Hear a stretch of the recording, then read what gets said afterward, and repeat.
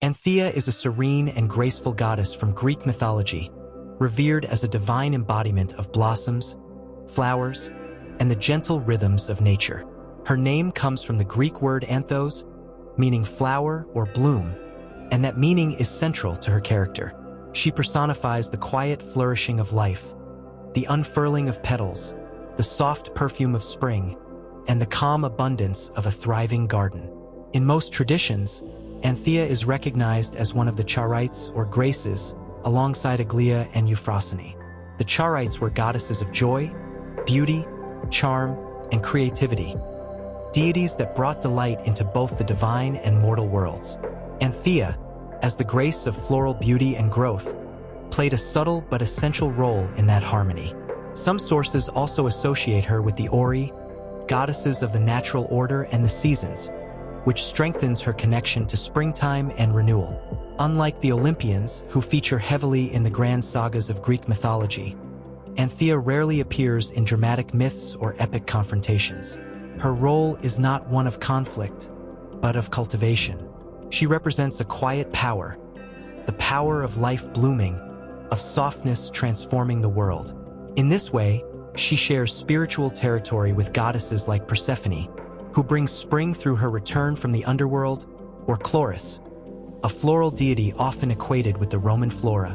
But Antheia is distinct, where Persephone is linked to cycles of death and rebirth, and Chloris to nature more broadly.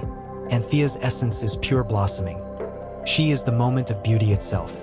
Her worship was localized but meaningful. In Argos, one of the ancient centers of Hera's cult, Antheia was honored with small shrines and garden altars.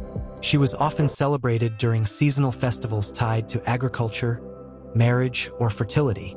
Offerings of flowers, garlands, and sweet oils would have been made to her, and her name invoked during rituals of planting and growth. In a world where nature's cycles meant life or death, a goddess like Antheia was more than ornamental. She was life-giving. In some representations, Antheia is shown holding wreaths or vases brimming with blooms. She may wear a crown of flowers or be accompanied by symbols of spring, birds, bees, or budding vines.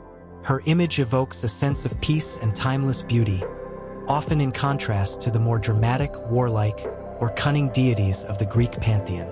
She is not a goddess who commands armies or manipulates fate.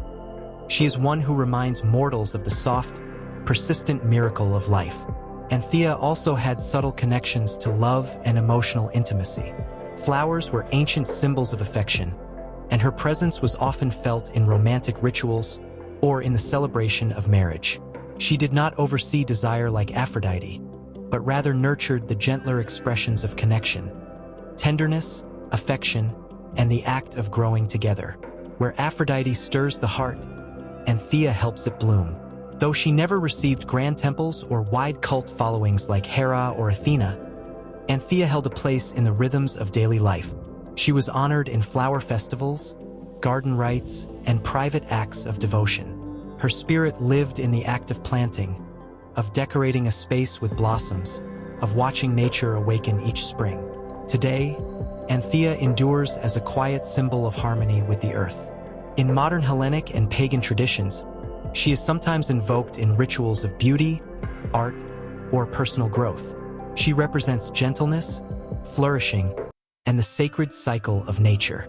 While history has largely passed over her with only faint traces, her essence still whispers in blooming fields, in gardens kissed by sun, and in every place beauty grows in stillness.